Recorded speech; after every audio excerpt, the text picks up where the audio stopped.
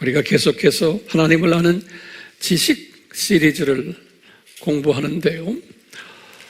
오늘은 좀 우리 교인들에게는 좀 소화가 가능하지만 영상으로 공부하는 분들에게는 조금 어려운 부분도 좀 없지 않아 있을 것 같아요.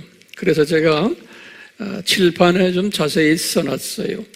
그리고 우리 AMI 우리 가족들도 평소에 공부했지만 더 좀 구체적으로 자세히 제가 말씀을 드리려고 그래요.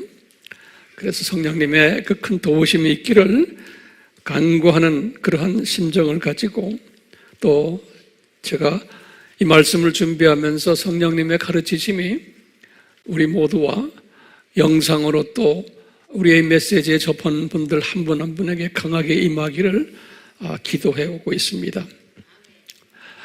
우리 알다시피 지금 오늘날은 소위 종말 시대라고 하는데, 기독교인들만이 아니고 비기독교인들도 이 시대를 종말 시대다라고 말을 하는 것 우리가 알고 있죠. 세상이 시끄럽고 살기 힘들다 하는 그러한 말들이 여기저기에서 전 세계에서 지금 일어나고 있어요.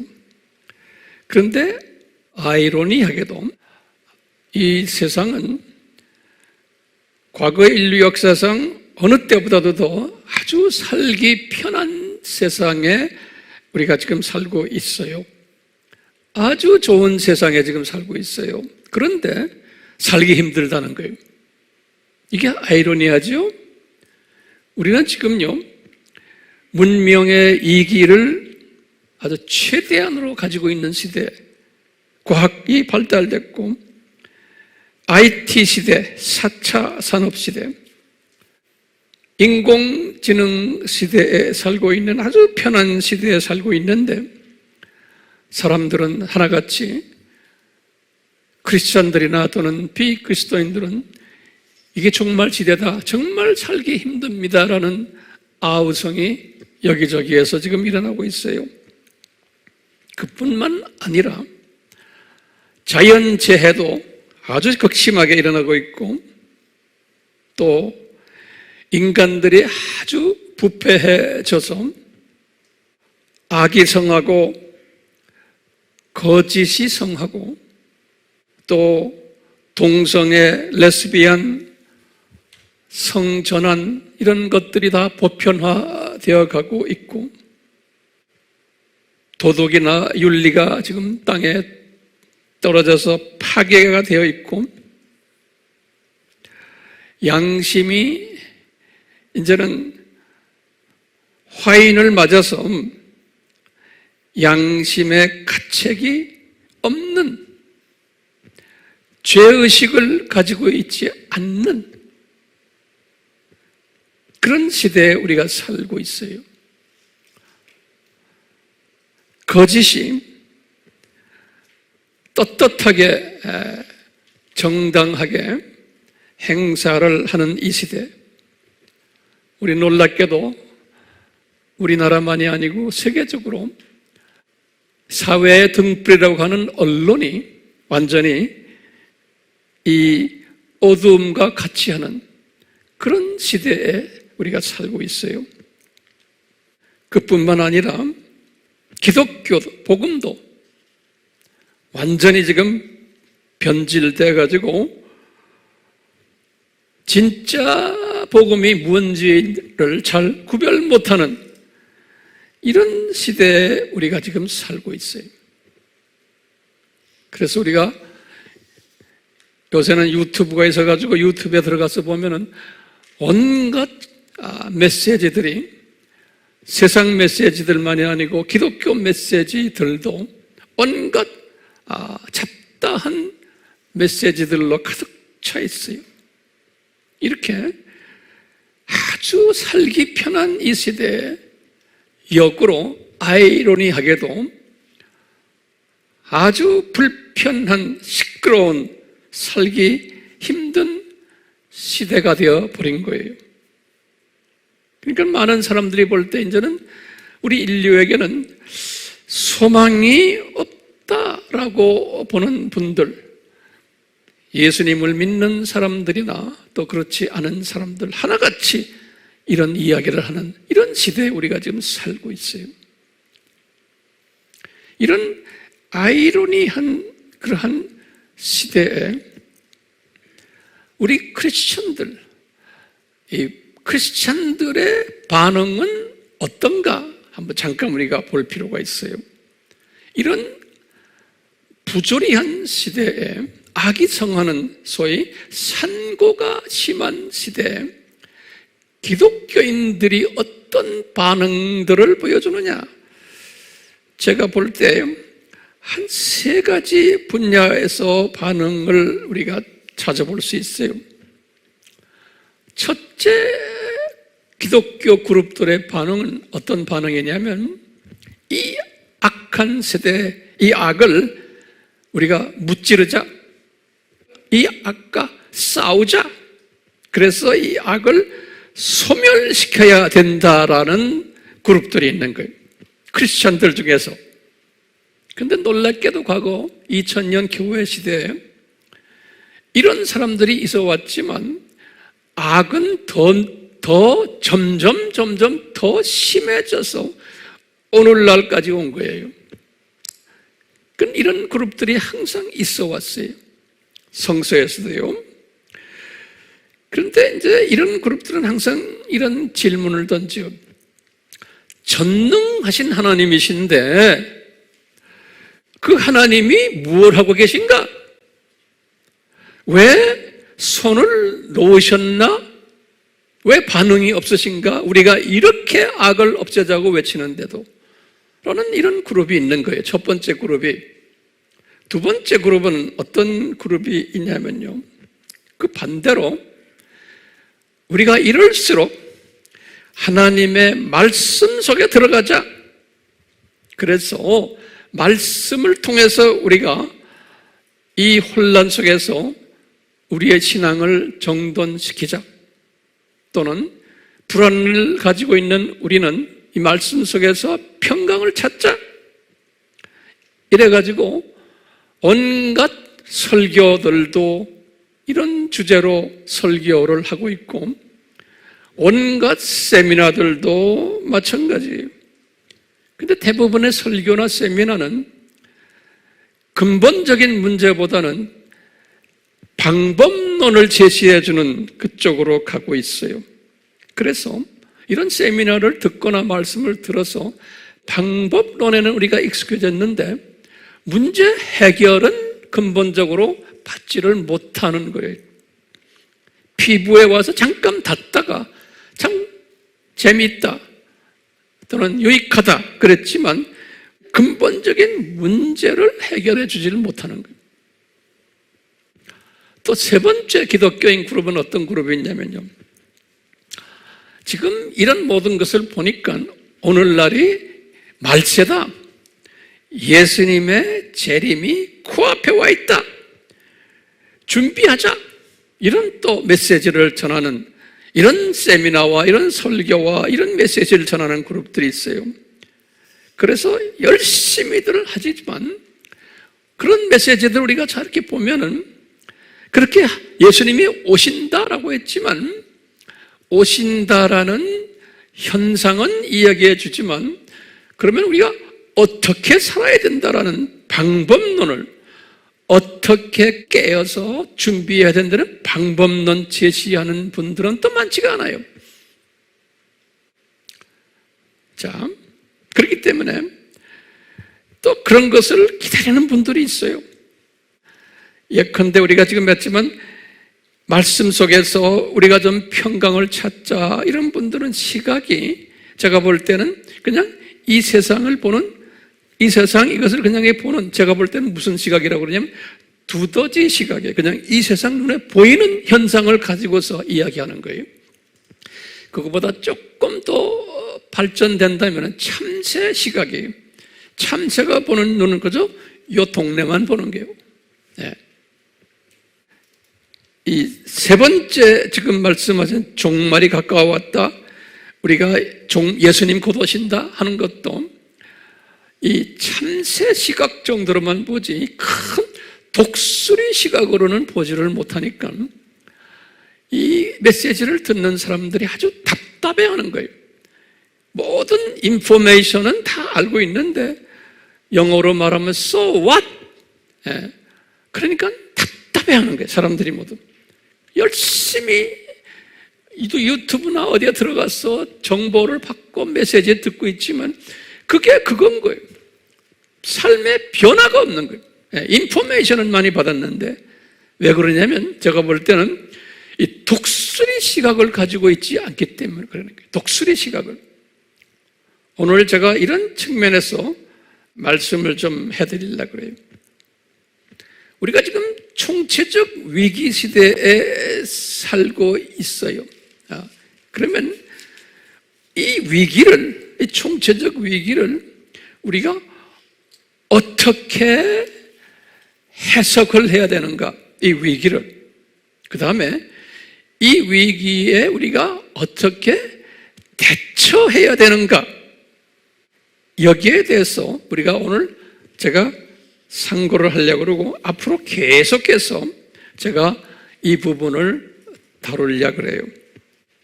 자, 그러면 지금 이 시간에는 이 위기를 대처하는 방법을 어디에서 찾아야 되는가? 라고 이제 우리가 질문 한번 던지는 거예요.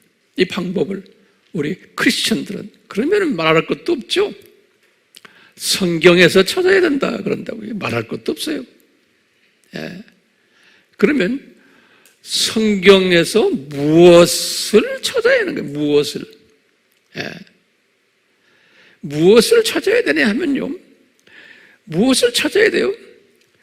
성경을 읽고는 성경 속에서 이 삼위 하나님, 이 우리가 섬기는 이 삼위 하나님이 어떤 분이시길래 이분이 이 시대를 이렇게 만드셨나?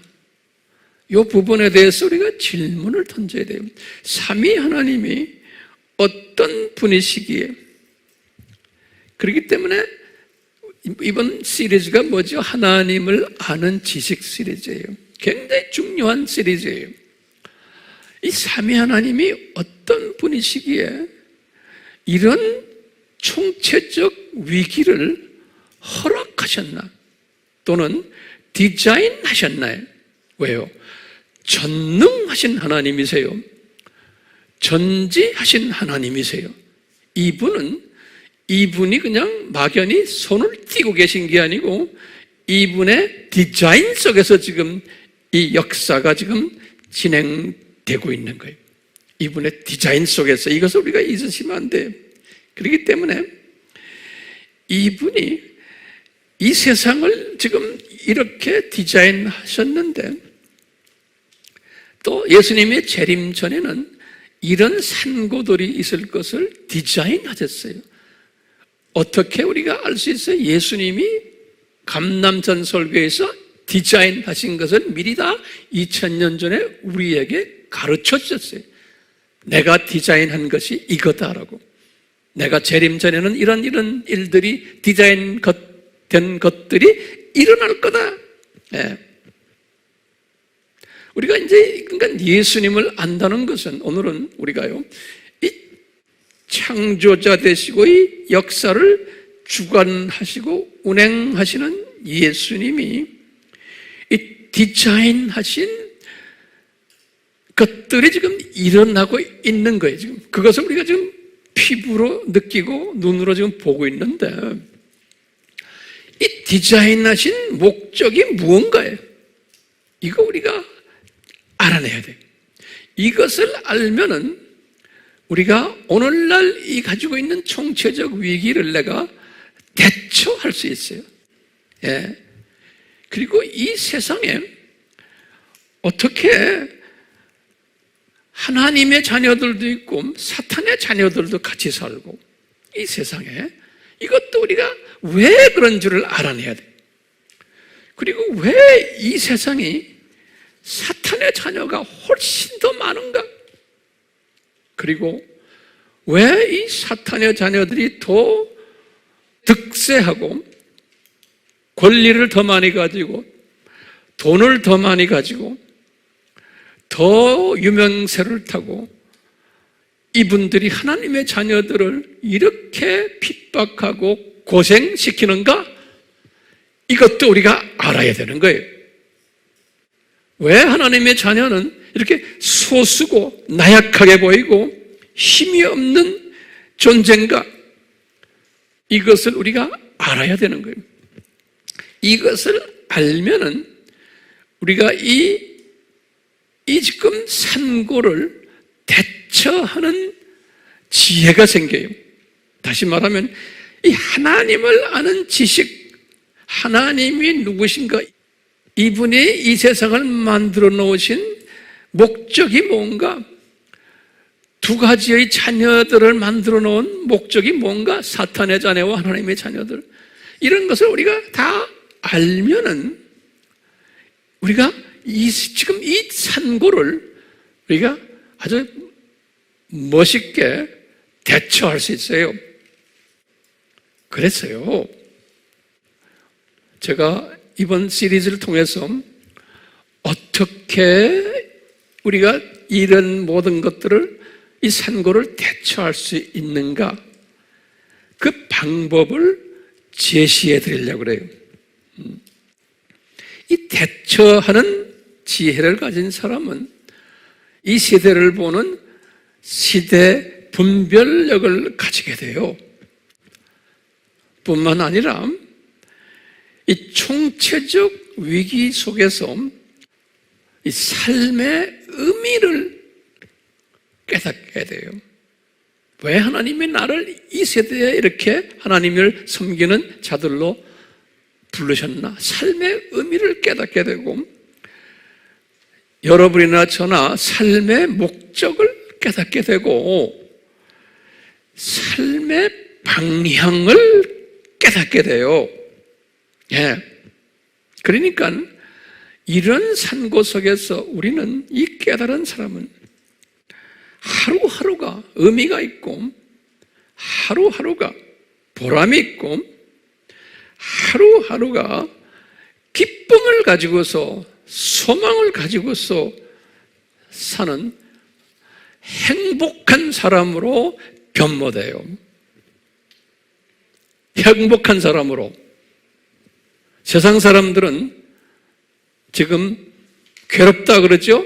심지어는 대부분의 크리스천들도 괴롭다 하는데, 이 시각을 가진 사람은 크리스천이지만 행복한 크리스천이 되는 거예요.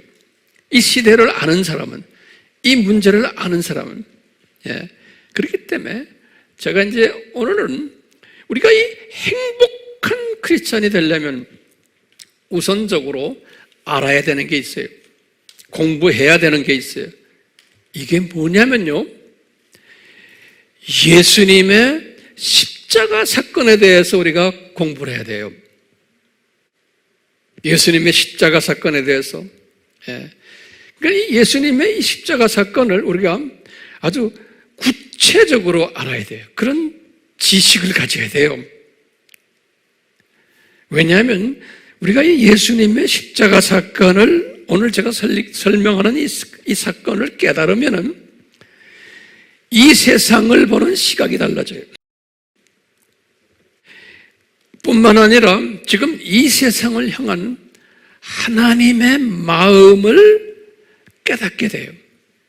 이 십자가 사건을 구체적으로 알게 되면, 왜냐하면 이 십자가 사건 속에 하나님의 마음이 숨겨져 있어요. 다시 말하면 이 십자가 사건 속에 하나님의 뜻이 숨겨져 있어요. 이 십자가 사건 속에. 그렇기 때문에 우리는 오늘 이 시간에 이 십자가 사건을 우리가 제대로 알아야 돼요. 이 십자가 사건을 제대로 알아야 돼요. 자, 바울이 이 십자가 사건을 처음에는 제대로 모르셨어요. 자, 그러면 이 도표를 보면요, 요 바울이, 여기 보세요. 바울이 주후 5년에 바울이 태어났어요.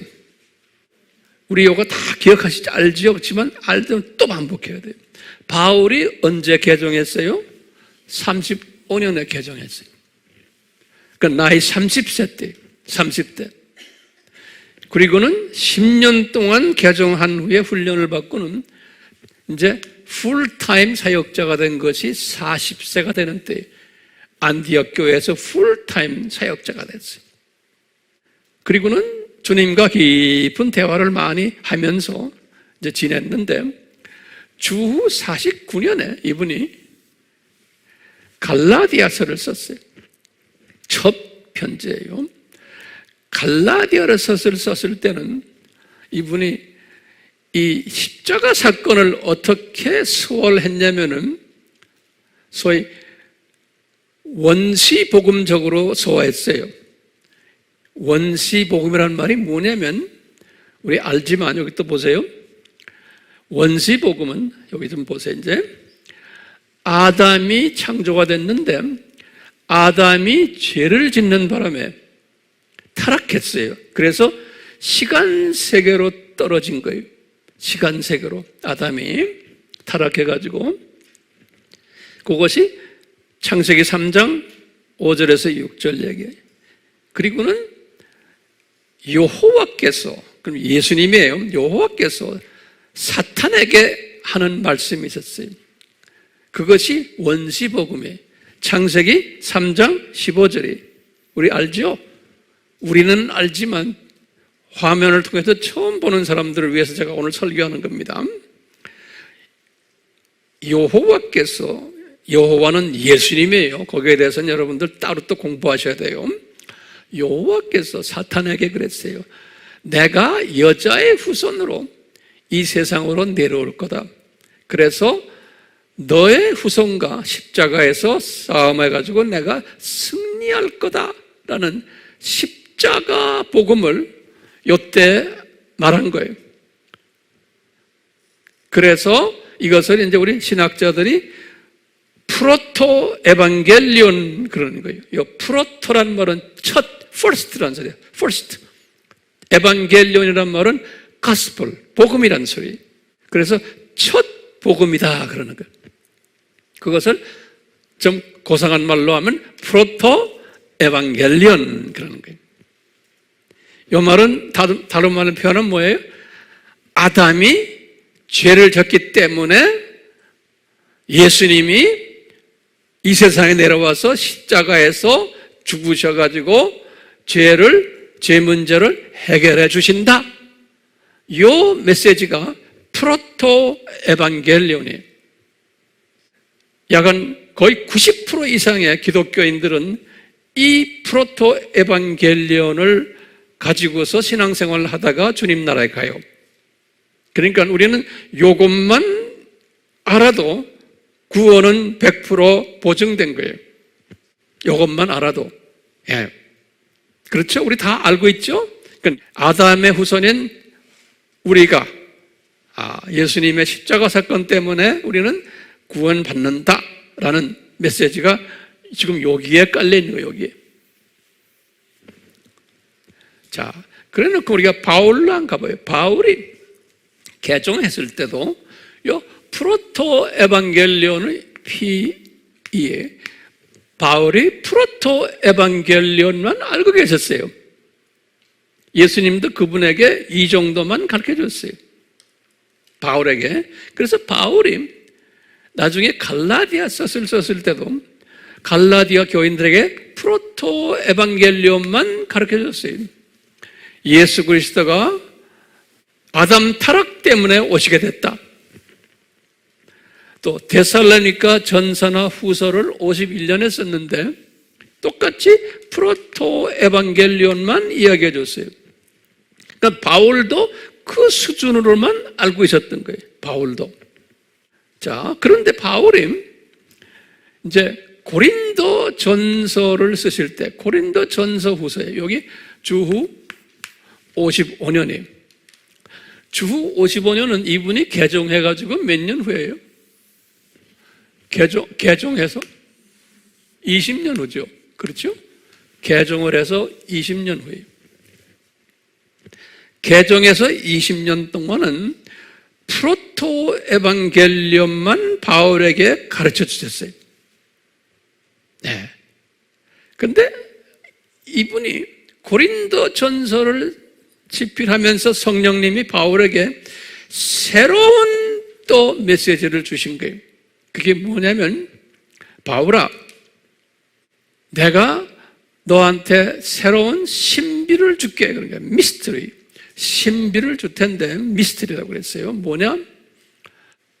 아담이 타락했기 때문에 내가 이 세상에 내려온 게 아니라는 거예요. 아담이 타락했기 때문에 내가 이 세상에 구원주로 온 것이 아니라는 거예요. 그거보다도 훨씬 더 깊은 나의 뜻이 숨겨져 있다는 거예요. 그러면서 바울에게 뭘 말씀하신 하면, 바울아, 내가 이 세상에 내려오는 이 십자가 지는 사건은, 이것은 창세전에 이미 디자인된 것이다 그러는 거예요. 그래서요, 여기 보시면 창세전에 디자인된 것이다 하면서 고린도전서 2장 7절에서, 여기 지금 보면 고린도전서 2장 7절에, 이 고린도전서 2장 7절을 보면 원어로 이렇게 되어 있어요. 프로톤 아이오논 그랬어요. 아이오논이라는 헬라 말이 뭐냐면, 요거는 영원이란 영원. 요 원어는 우리가 알 필요가 있어요. 네. 그러니까 프로라는 건 전이란 소리죠. 또는 영원 앞에 그런 소리. 그래서요, 영원 전에 십자가 사건이 디자인됐다 그러는 거예요. 영원 전에. 예.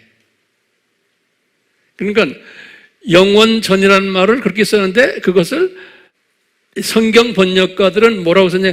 만세전이라고 그랬어요. 만세전.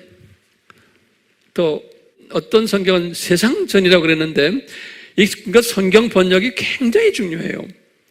이 만세전이 훨씬 원어와 가까워요. 이게 무슨 말이냐면요, 창세전이 저기 있잖아요. 여기가 창세. 여기가 지금 창세. 창세기 1장 1절이 하나님이 태초에 하늘과 땅을 만들었다. 이게 창세기 1장 1절이. 이 창세기 1장 1절 전 이야기.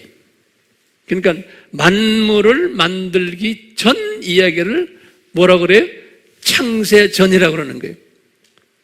제 말 되겠죠? 다시 말하면 이 창세 때 보면은 창세기 1장 1절에 보면 하늘들과 땅을 만들고, 땅은 지구예요. 그 다음에 또 뭐냐면 창세기 2장 1절이나 욥기 38장 1절에서 7절을 보면 요때 천사도 창조한 것이 나타나요. 요 창세 때 순서적으로 하늘들과 땅, 그 다음에 천사도 만든 것이 요때.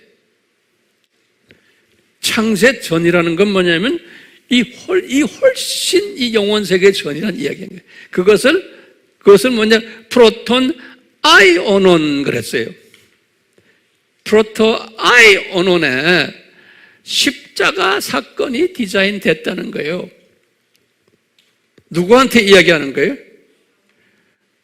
바울에게. 누가 이야기해요?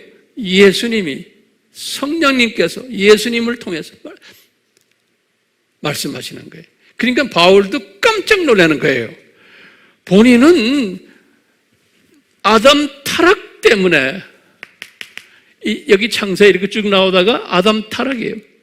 여기 창세가 나오고, 그 다음에 천사 창조했죠. 그 다음에 천사 타락이 있고, 그 다음에 아담 창조가 있고, 그러다가 아담이 타락한 거거든요. 시간적으로 떨어진 거예요. 아담이. 바울이 지금까지 알고 있었던 게 뭐예요? 아담이 죄를 졌기 때문에 예수님이 이 세상에 오시게 되었단다, 이렇게 알고 있은 거예요. 그것은 무슨 복음이라고 그래요?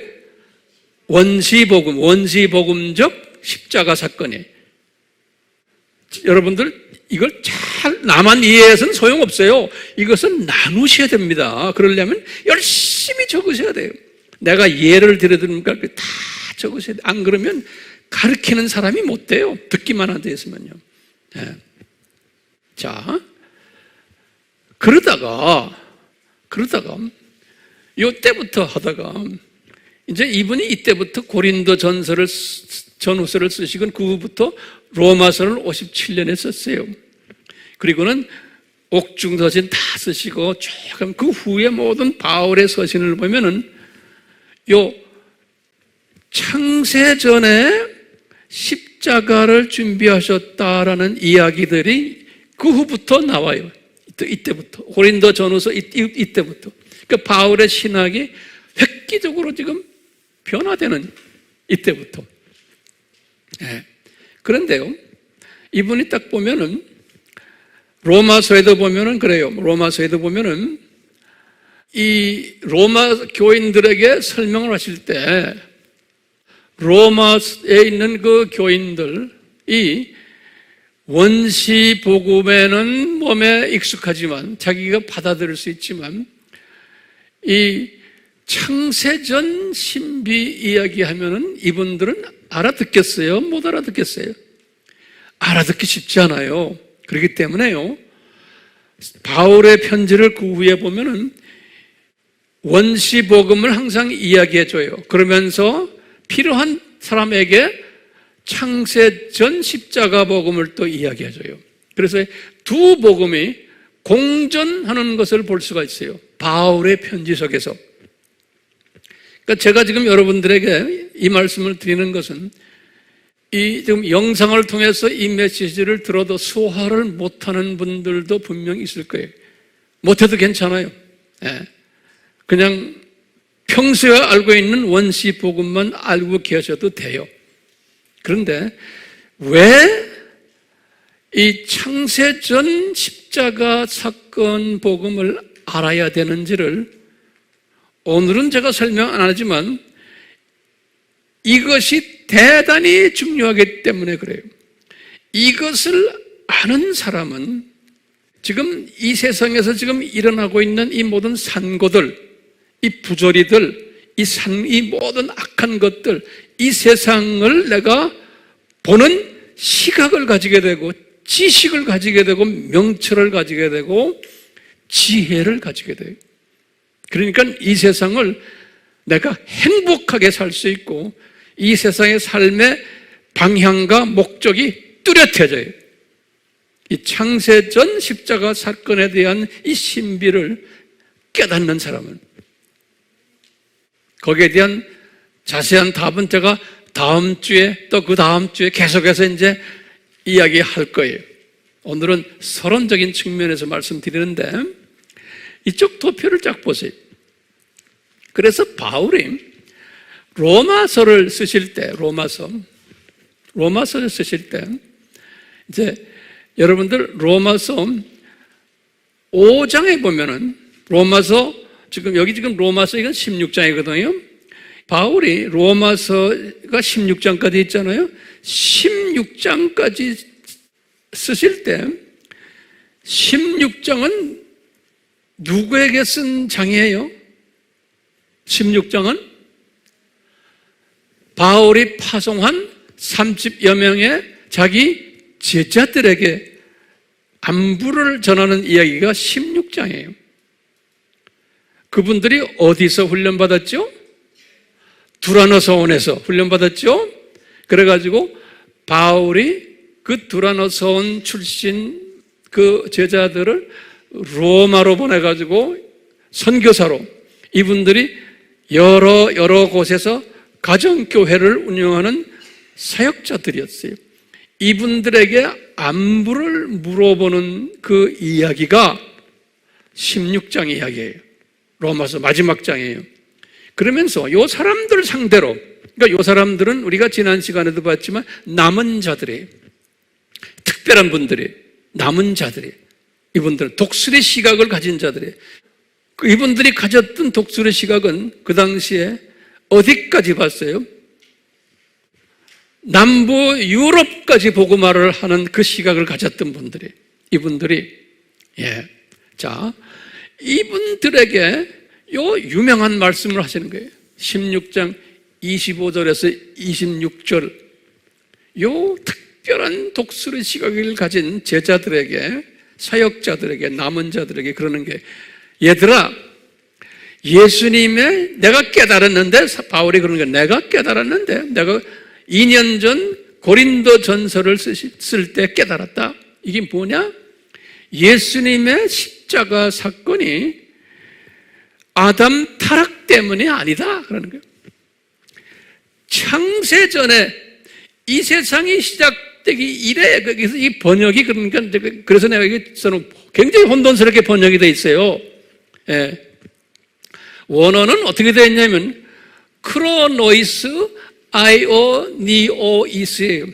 아이오니오스라는 말은 영혼이란 뜻이에요. 우리가 크로노스란 말 알죠? 시간, 때라는 소리예요. 다시 말하면요, 영원 때부터 그런 소리예요.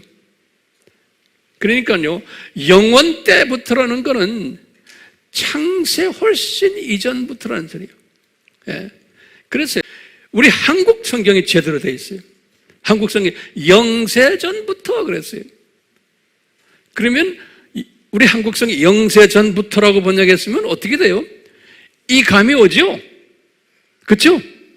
그러니까 십자가 사건이 지금 로마서 16장 25에서 26절에 바울이 뭐라고 그러냐면, 한국 성경이 제대로 영세전부터 준비해놨다는 거예요. 이 십자가 사건을 영세전부터. 그렇기 때문에 많은 기독교인들이 이 창세전 십자가 사건에 대해서 희미해요. 그런 걸 또 교회에서 잘 가르치지도 않아요. 왜냐하면 이 번역의 문제가 있기 때문에, 번역의 문제가. 그렇기 때문에 바울이 지금 이렇게 말한 것을 또 다른 부분을 보면 우리가 그냥 알 수 있어요. 바울이 에베소서에서 똑같이 창세전 이야기하는 거예요. 베드로도 똑같이 그랬어요. 에베소서 1장 4절 또는 베드로전서 1장 20절에 똑같이 말해요. 어떻게 써놨냐면 똑같이요. 뭐냐면 Before the foundation of this world, 킹 제임스, 이건 제대로 번역해놨어요. 뭐예요? Before the foundation of this world, 그러니까 이 창세 이전이라는 소리예요. 그렇죠? NIV는 Before the creation of the world, 이 말이 더 비슷비슷한 말이죠? 그러니까 이 창세 이전이라는 말이에요. 이렇게 번역해놨어요. 이 십자가 사건이 베드로는 1장 20절에 베드로전서, 에베소서 1장 4절에 십자가 사건이 before the creation of the world라는 거예요. 다시 말하면 언제? 창세 전이라는 소리.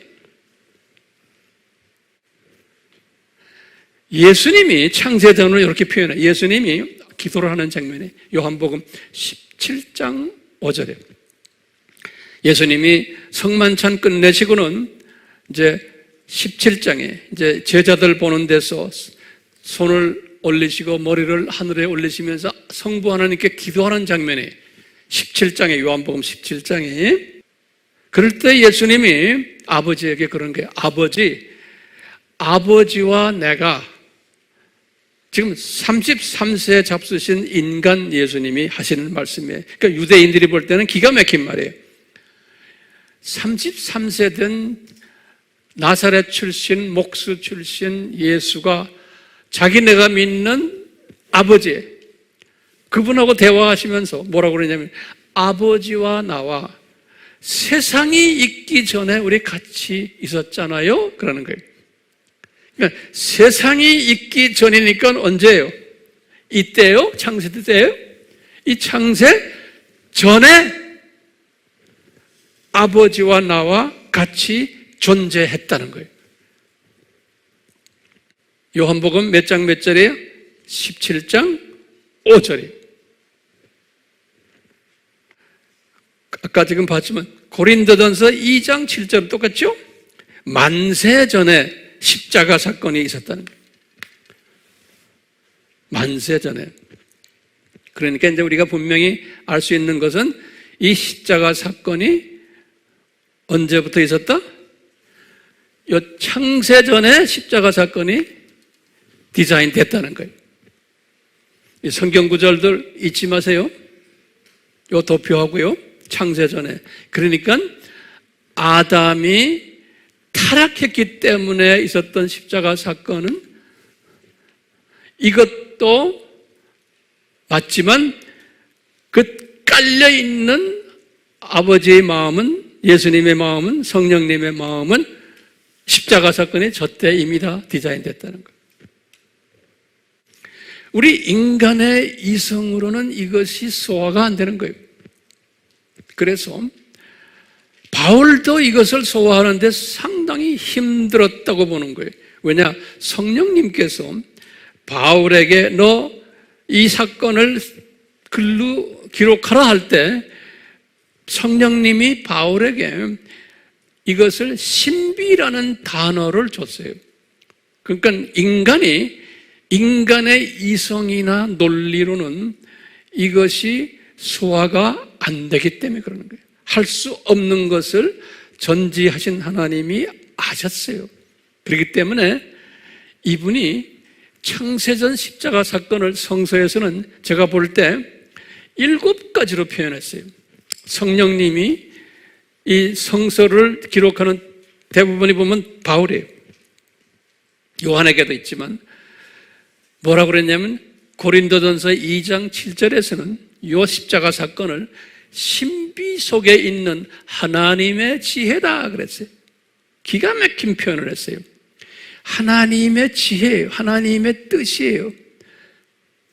그것이 신비 속에 있다는 거예요. 왜? 우리 너희 인간들 이거 소화 못한다는 거예요. 고린도전서 2장 7절 바울이 그 메시지를 받아서 적은 거예요. 신비 속에 있는 하나님의 지혜라는 거예요. 또 똑같이 고린도전서 2장 7절 같은 절에 바울이 또 어떻게 표현했냐면 세상 전이면 어디예요? 요거예요. 이쪽에 세상 전에 우리의 영광을 위해서, 우리 크리스찬들의 영광을 위해서 미리 정하신 감추어진 지혜라는 거예요. 왜 감춰놨어요? 우리 인간이 이것을 소화를 못하기 때문에 그러는 거예요. 그래서 여기 지금 보시면 지금 로마서 16장 25절 26절에 보면 기가 막힌 단어가 있어요. 뭐냐면요, 이렇게 창세전에 십자가를 디자인하시고 바울이 로마서 16장 26절에 써놨어요. 그렇게 하시고는 이것을 감춰두셨다 그랬어요. 감춰두셨다. 예. 감춰두셨는데 언제까지 감춰두셨나? 바울이 고린도전서 2장 7절을 고린도전서를 쓸 때까지 감춰둔 거예요. 다시 말하면 주후 55년까지. 그래서 고린도전서 2장 7절에도 감춰두었다는 단어가 나와요. 숨겨놨다는 거예요. It's been hidden 거예요. 감춰놨다는 거예요. 뚜껑 닫아놨다는 거예요. 그러다가 바울도 감춰둔 것을 뚜껑을 열어서 계시를 해줬다고 그래요. 계시받았다고 그랬어요. 감춰뒀던 것이 뚜껑을 열고는 reveal이라고 계시가 됐어요. 우리가 계시록도 요한계시록에도 revelation 그러잖아요. reveal이라는 건 닫아놨던 것을 뚜껑을 열어서 보여준다는 소리예요. 네. 왜 감춰두셨을까요? 기가 막힌 이때부터 감춰둬가지고요. 계속 감춰뒀다가 주후 55년에 이것이 이제 눈을 뜨기 시작한 거예요, 바울이. 그것도 딴 사람이 아니고 바울이. 그러니까 죄를 지었던 아담도 몰랐던 거예요. 아담이 알았겠어요? 몰랐어요. 그 후에 나오는 그 유명 인사들도 다 몰랐어요. 다 몰랐어요. 바울에게 이 신비를 가르쳐 주신 거예요. 바울에게. 그래서 감춰둔 것 그래요. 그렇기 때문에 여기 지금 보면은 세상 전에 우리의 영광을 위해 미리 정하신 감추어진 지혜라는 거예요. 이 십자가 사건이 감추어진 지혜. 그 다음에 또 에베소서 6장 19절에는 바울이 그랬어요. 복음의 신비라 그랬어요.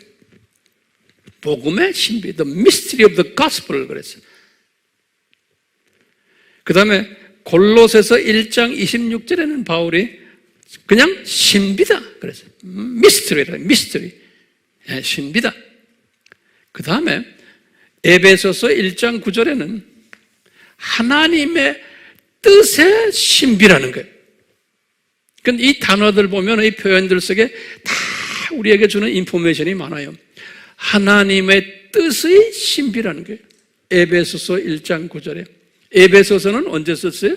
여기 지금 요때 썼죠? 옥중서신, 요때. 그 바울이 이것을 깨달은 후에 다 쓴 거예요. 또는 요한계시록에 주후 95년에 썼죠, 요한이. 요한은 이것을 뭐라고 봤냐면 하나님의 신비라고 그랬어요. 계시록 10장 7절에. 하나님의 신비라는 거예요. 우리 아까 봤지만 로마서 16장 25절은 창세전 감추었다가 이제 계시된 신비라는 거예요. 창세전 감추었다가 이제 계시된 신비라는 거예요. 자, 바울이요, 로마서를 쓰실 때 보면은 지금 로마서 제일 마지막 편에 16장에 가서 이 감추어진 신비를 누구에게 주셨어요? 요 남은 자들, 헌신된 선교사들, 요 사람들에게 주신 거예요. 다시 말로 표현하면 요 사람들 보고 너희들은 이 창세전 하나님의 지혜를 너희들은 알아라는 거예요. 예. 그리고는 나머지 로마 교인들에게는 이것을 몰라도 괜찮다는 거예요. 그래서 바울은 로마서에 보면은 로마서 5장을 딱 보시면은 5장 15절에서 21절을 나중에 이제 여러분들 셀 모임 할 때 보세요. 영상으로 하는 사람들은 나중에 성경 펴놓고 보세요. 거기에는 바울이 로마 교인들에게는 원시복음을 가르쳤어요. 그러니까 로마서에는 원시복음도 들어있고 창세전 신비복음도 들어있어요. 로마서 5장 15절에서 21절을 이렇게 보면은 이 대부분의 로마 교인들에게는 원시복음을 가르쳐줬어요. 5장 15절부터 보시면 이렇게 돼 있어요. 한 사람이 범죄했기 때문에, 그게 누굽니까? 아담이에요. 아담이 범죄했기 때문에, 한 사람 아담이 범죄했기 때문에 그 불순종으로 우리가 다 죄인이 됐단다 그러는 거예요.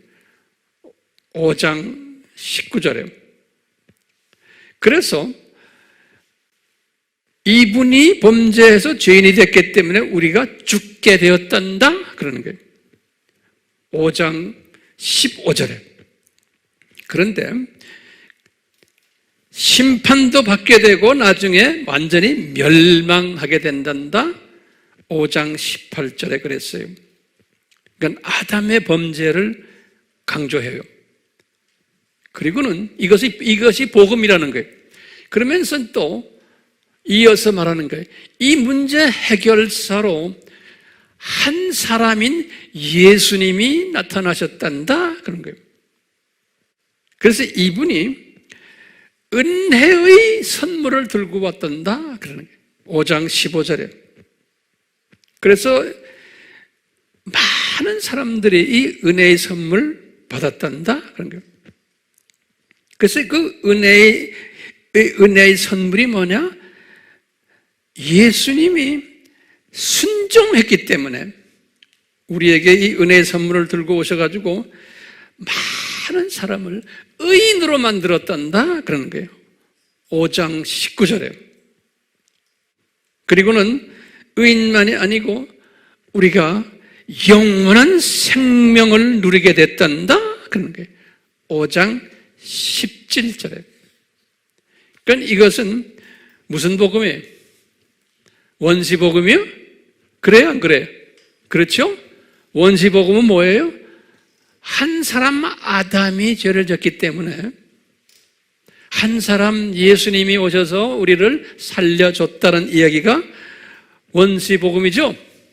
그렇죠? 그러니까 대부분의 기독교인들은 이 복음만 알아도 돼요. 예.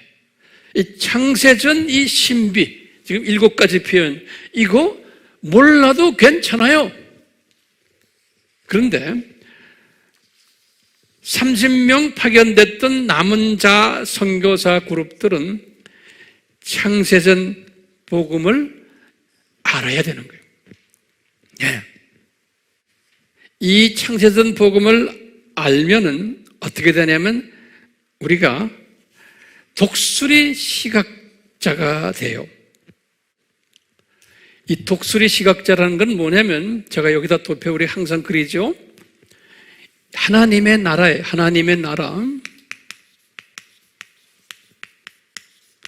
하나님의 나라가 저 세상, 이 세상, 저 세상인 것을 이제 알게 돼요. 이 독수리 시각자는 독수리 시각으로 참 창세전 이 세상과 이 창세전에서부터 이 창세 타락전까지 이 세상과 그 다음에 타락한 후에 이 7,000년 시간 세계 이 세상을 쫙 보는 거예요. 독수리 시각자는. 이 독수리 시각자는 무슨 시각을 가지고 있어요?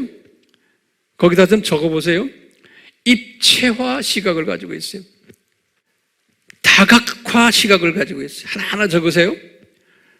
넓은 시각을 가지고 있고 깊은 시각을 가지고 있고 높은 시각을 가지고 있고 긴 시각을 가지고 있어요. 그래서 이것을 어떻게 하냐면 줌 렌즈 가지고 보는 사람이에요. 줌 렌즈 가지고. 예? 고정 렌즈가 아니에요. 줌 렌즈 가지고 항상 보는 거예요. 이 엄청난 큰 하나님의 나라를 이 창세전 이 십자가 사건을 소화하는 사람은 이 독수리 시각을 가지고 저 세상을 보고 이 세상을 보는데 이 줌 렌즈를 가지고서 이렇게 보는 거예요. 그런 사람이 되기를 위해서 지금 우리가 이 공부를 하는 거예요. 그런데 이 원시 복음적 사상을 가지고 있는 크리스찬들은 이 줌 렌즈를 가진 독수리 시각자가 될 수가 없어요. 다시 말하면 내가 살고는 이 땅만 잠깐 보는, 그것도 다 보질 못해. 그죠? 고작해 한반도만 봐, 한반도. 우리나라가 잘 되기를 원하고, 우리나라가 잘 되고, 우리 민족이 잘 되고, 요 정도 시각으로만 보는. 어떤 사람은 대부분은 그것도 못 보죠.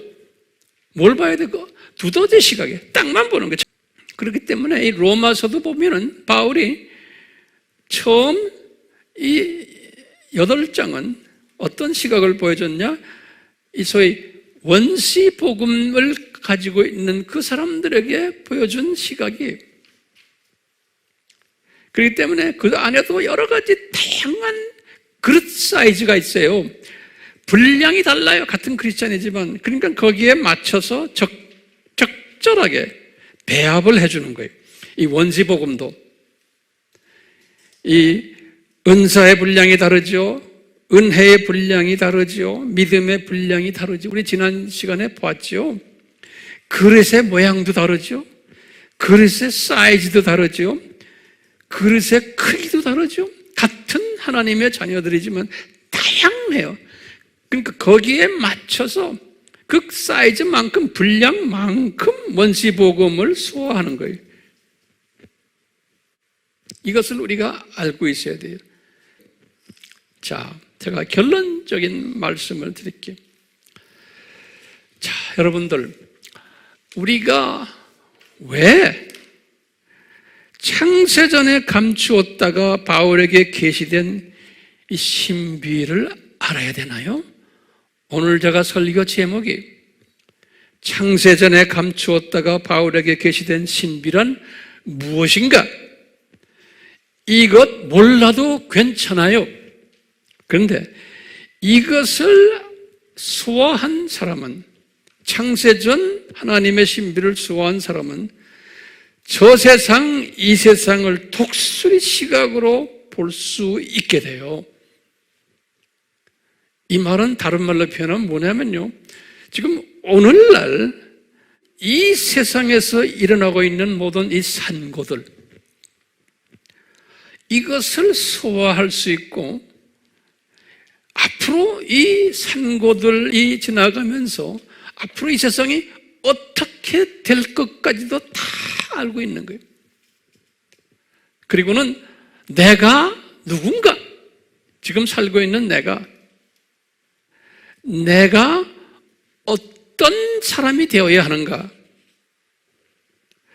내 삶의 방향이 무언가, 이런 것들 내가 깨닫게 돼요. 그리고는 내가 서론에서 말씀드렸지만 이런 상고 속에서 보이지 않는 하나님의 주시는 평강과 감사와 감격과 행복이 우리를 점령해 버려요. 이런 행복자가 되시라고 오늘 설교 제가 이제 이렇게 마치면서 이제 시작이에요. 다음 주부터 이 행복자 되는 성령님의 가르침을 계속 우리가 공부하게 될 거예요. 아멘?